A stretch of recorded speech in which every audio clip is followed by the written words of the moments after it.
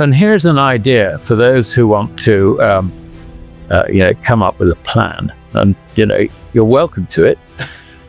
And that is, what you do is you put together a package. You put together a stable coin, an assembled stable coin, if you like, which is comprised 50% of gold bullion and 50% stable coin. What that means is that you can market this as portfolio diversification. Your stable coin is absolutely free risk. Yeah, so you got your $50 as it were, and the bank merely, or the financial institution issuing the stable coins, merely buys in gold to cover the rest. Now, storage of gold is like 7 or 8 basis points in quantity, so that's cheap. Okay.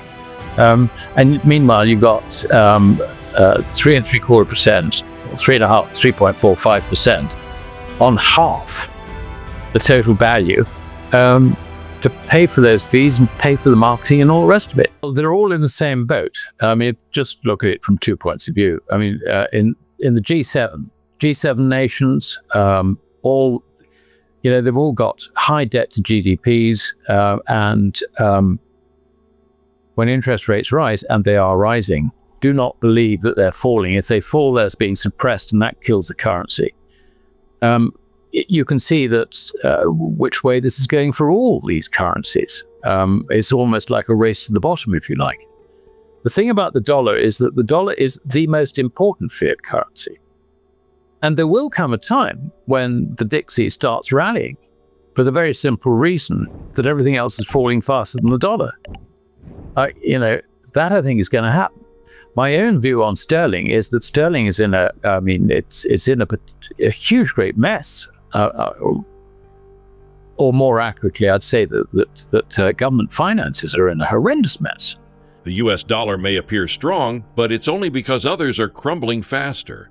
The DXY dollar index could drop further, but it's the dollar's value against gold that reveals the deeper truth.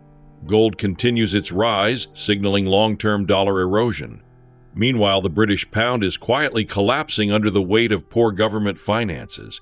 Political distractions like Trump's media antics and trade rhetoric have diverted attention, but this smokescreen won't last. Eventually, financial reality will set in, and when it does, currencies like sterling could face crises that make today's volatility seem tame by comparison.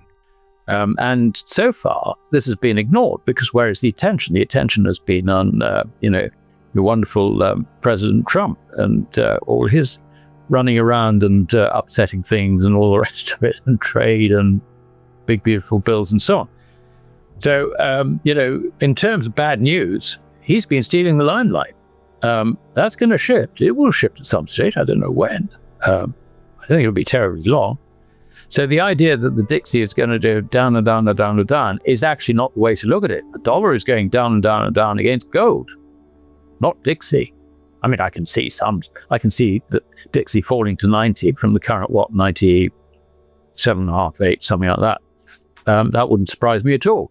But in the grand scheme of things, that's not all that important. Some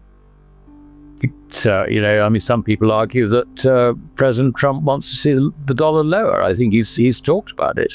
He certainly wants interest rates lower. And I think his attack on Jay Powell is actually very misguided. I think that's a very stupid thing to do. It's completely nonsensical. As indeed, from a foreign point of view, most of his trade policies are completely nonsensical as well. So, all other currencies are basically in the same boat. And we can see that the yields on longer JGBs are on the rise again. I think we're hitting new highs for 20 odd years or something on the yield on the 10-year JGB. And if you go longer, apparently there's absolutely no market in the 30 and 40-year-olds, maturities. What's going to trigger a new phase in this crisis? We just don't know. With everybody in the same sort of mess, to greater or lesser degrees, it could come from anywhere. And, which makes me think that, anyone who sort of thinks, oh, well, we'll muddle along a bit longer, I think it's holding a hostage to fortune. I really do. Japan's government bond market is flashing red. Yields on long-dated JGBs have reached levels not seen in decades, and there's essentially no demand for 30 or 40-year paper. The Bank of Japan's struggle is not unique. It's part of a broader trend among heavily indebted nations trying to suppress borrowing costs. The global financial system is stretched, and it only takes one spark to trigger a broader crisis. When yields rise in unison across major economies, pressure on central banks mounts. No one knows which country will break first, but we do know that all are dancing on a financial knife's edge. Yeah, well, the three acts that have come up. The first one has actually been passed now by both Congress and Senate, and that is the Genius Act. The two further acts, which are still progressing through the legislative process, are one to move regulation of stablecoins away from the away from the SEC to the CFTC, Commodity Futures Whatever Trading Commission. Yeah. And the last one, which is very interesting, is banning the Fed from issuing a CBDC. Anyway, we'll forget about the one of moving from one regulator to another. I mean, that's shuffling the deck chairs, isn't it, really? So we won't worry about that. But Genius is interesting because what it does is it embraces stablecoins. I think that there are two reasons for this. The first is that stablecoins issued by the banking system impart no risk to the banks at all. And the great thing about it is that you can expand your stablecoin exposure as much as you like. Well, the reason for this is that if the bank issues a stablecoin to a depositor, the other side, on his asset side, under this legislation, Genius legislation, basically, he's got to go and buy US T-bills or whole cash or readily accessible cash. In other words, he's got absolutely no risk at all. In the sense that 3-month treasuries bear no risk at all. I mean, this is. You and I might dispute it, but this is regulatory fact. Okay, that's the point. So, I mean, at the moment, I was looking at the 3-month T-bill, and the yield on there is about 4.35%. So you pick up 4.35% on the other side, and you are banned from paying any interest on your stablecoin. So you've got a clear margin. Amid this monetary chaos, the U.S. has quietly passed the Genius Act, a law that embraces stablecoins. Under this regulation, banks can issue stablecoins with no added risk.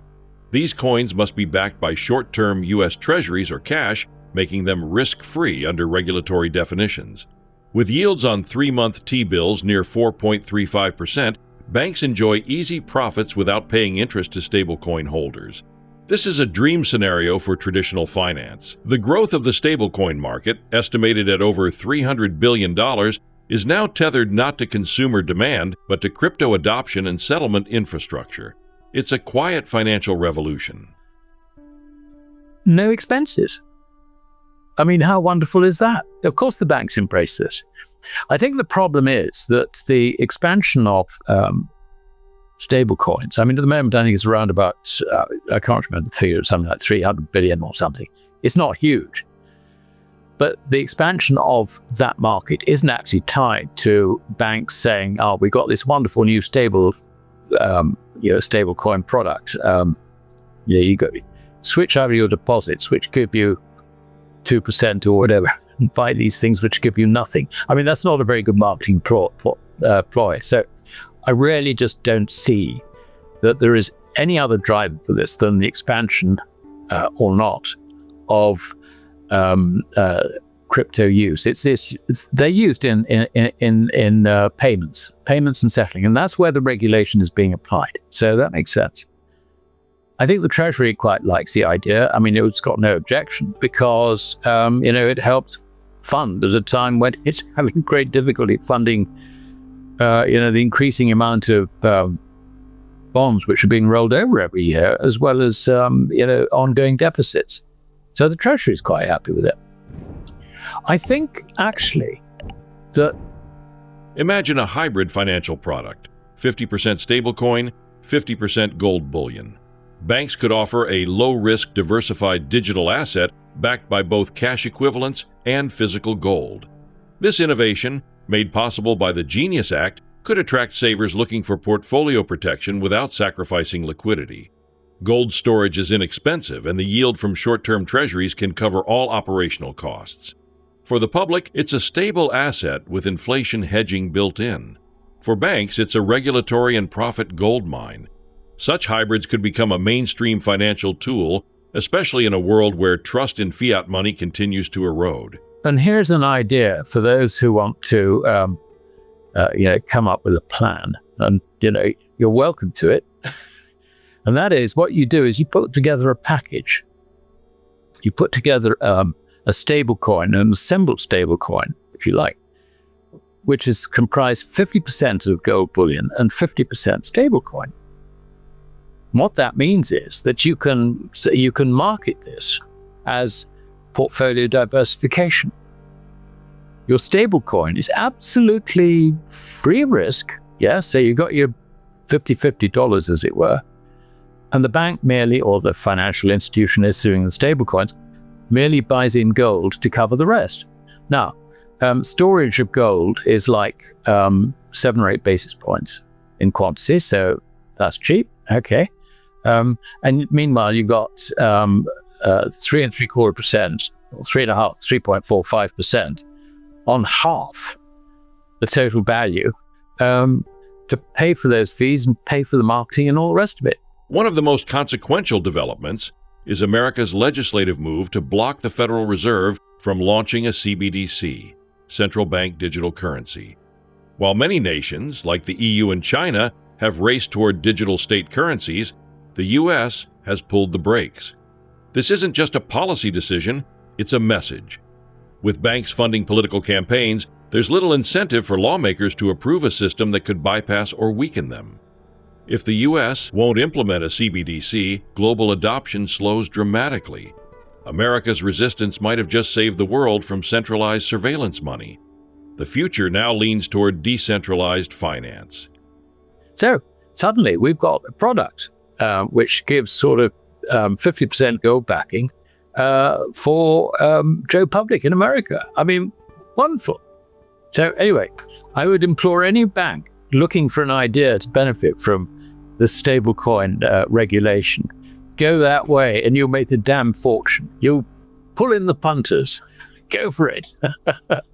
Anyway, I think that's the sort of innovation, because banks and financial institutions are full of innovation. They will take something, it will take legislation, they'll see the new regulations, they'll think, oh, now this gives us an idea.